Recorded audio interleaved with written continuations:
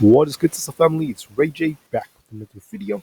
In this one, I want to break down what's going on with Tesla, SPY, Nvidia, the QQQ, and a couple of other tickers. We break down what's going on with the overall economy thus far, as we have some big data coming up for tomorrow. Now, this may affect all these different tickers coming out. But before I break into what's going on with Tesla, SPY, Nvidia, and the QQQ, let me just mention a couple of things. Firstly, I am not a financial planner, so take nothing I say as financial advice. And also, if you guys can, please check out the Moomoo link, which is down below in the description. If you sign up for Moomoo, deposit $100 into the account, you are guaranteed up to 5 free stocks. If you deposit $1,000, you're guaranteed up to 15 free stocks, and the offer ends very soon. Anyways, now let's break down what's going on with Tesla in the market. Tesla has been decimated, taking a massive 30-point hit in just one day. And if anything, when you look at the way Tesla's looking, on the 1 hour time frame, the RSI is at 20. On the 4 hour, the RSI is all the way down at 19. On the daily, it's down at like 17 the last time I checked it. So this thing is very oversold. It's dropped very hard without any sort of like rebound. So it makes me think that there might be an attempt to rebound, going into tomorrow. But there's no guarantee the move will last.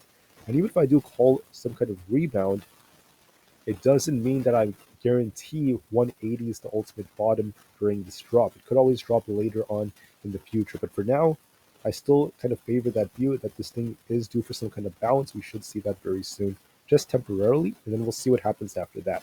But for the whole market, what's going to also dictate this is going to be PCE data. That's going to be very important as well. So PCE is just like CPI, very important inflationary data. This is going to be coming out an hour before the market opens at 8:30 a.m. Eastern Standard Time. Now, PCE, it's coming out for the month of December. And one thing that's worth noting is that CPI already came out for the month of December. So we have some numbers we could basically estimate based off of. So when CPI came out, right, we got core CPI. This purple line right here was actually close to expectations. This is core CPI, all items without food and energy, close to expectations right here. But then all items CPI was a little bit hotter than expected, a little bit above what the expectations were. And this wasn't necessarily the best of news, a little bit negative for the markets. What does this mean? Well, it doesn't guarantee anything about PCE. Don't forget the numbers are very manipulated, but this does suggest the possibility, and the most likely possibility is that core PCE coming out for tomorrow is going to be aligned with the expectations at 3 to 3.1%. I find that to be the most likely possibility. But there's a big but. PCE year over year, this is for all items, there's a very good chance this is going to be at 2.7% or even harder than that. There's a very good chance. I can't say this with 100% certainty though, because once again, the data is very manipulated. I can't promise anything about it. They can change their numbers up a bit, change how they calculate it. It's very sketchy data sometimes, and I just want to be very unbiased when I say that. So there's a risk of the numbers I just called out being the possibilities, the core PCE being aligned with expectations, the PCE for all items being a little bit hard. But just to be safe, we'll see what happens tomorrow morning and how this affects the markets. Another factor affecting the markets would be earnings. Intel just announced their earnings. They actually did not have such good earnings. We also have American Express for Friday. When Intel announced its earnings, they had a good EPS and revenue, but their guidance was very weak. They actually sank because the 2024 outlook came up short. This is causing this thing to tank very hard. Now, what's good for the bulls for SPY would be the fact that we have a lot of puts expiring. So we actually have about a little bit over 300,000 calls expiring, and we have just under 760,000 puts expiring. With a 2.34 puts to call ratio. So with that being said, the majority of people have puts. They're betting the market's going to tank, especially going into tomorrow. This incentivizes the market makers to either hold the markets up or even cause another short squeeze. So there's a risk of that. There's a lot of puts expiring, so be very careful. On top of this, there's a 50-50 chance of us getting a cut in March or the Fed keeping rates the same. There's a very high probability that for January, the Fed is going to pause. The market does not expect the Fed to essentially cut or do anything like that in January. For March, however, this expectation could change depending on the PCE data. That's why it's going to be very important. I'll be watching this on the sidelines. Tesla had 190, basically 198 million in volume, high volume selling, which is not the best of news, and the short volume is starting to drop. KGI Securities gave Tesla a neutral rating, and then Redbird Atlantic gave it a sell rate, which is very new.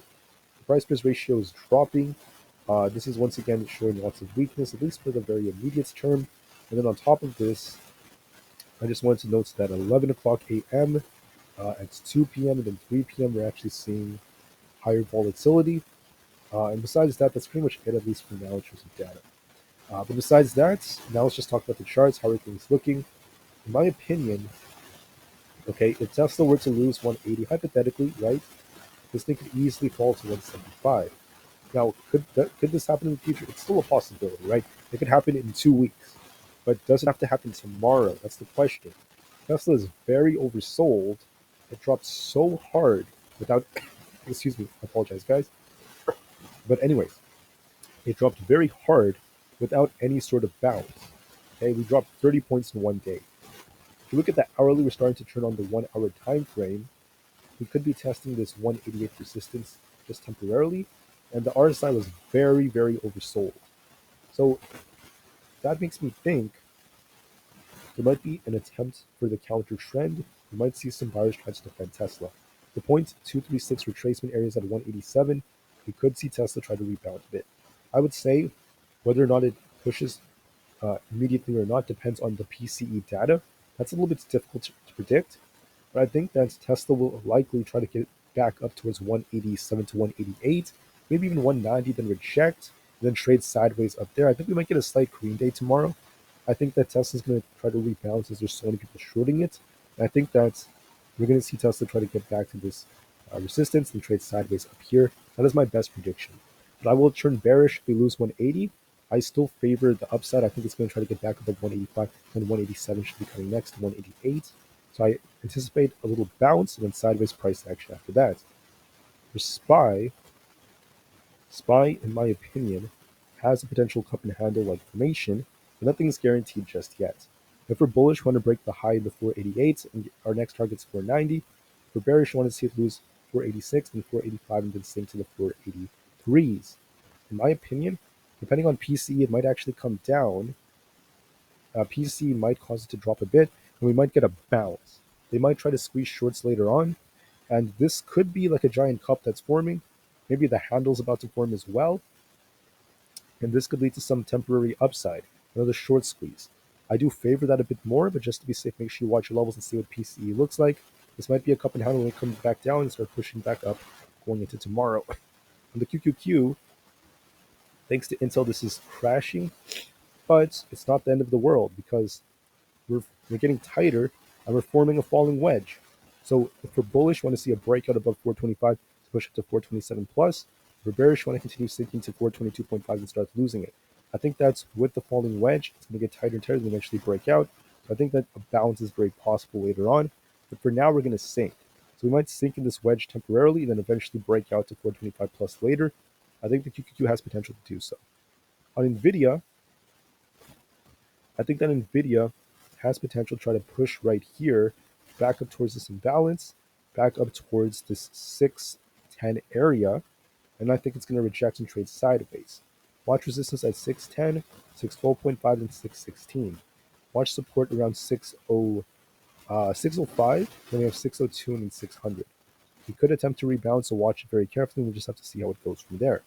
As far as Apple goes, Apple, in my opinion, is trying to rebound off 193.5. Make sure you watch resistance around 194. If it breaks out from there, you're going to be watching 195, 195.7 in these higher levels.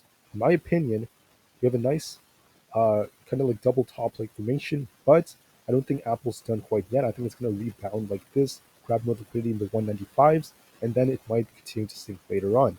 I think that we might see a liquidity grab, especially after this big drop. So I think 195 is coming and sideways price action after that. With that being said, guys, thank you all for listening. Have a great day, and just know that when it comes to Tesla, I think that Tesla is in a position where it drops too hard too fast. We might rebound a bit before we make any other moves. Could we lose 180 in the future? It still could happen, of course. But for tomorrow specifically, I think Tesla's going to attempt to rebound. With that being said, thank you for listening. Have a great day. Remain calm, cool, and collected. And I'll see you guys in the next one. Thank you, and peace out.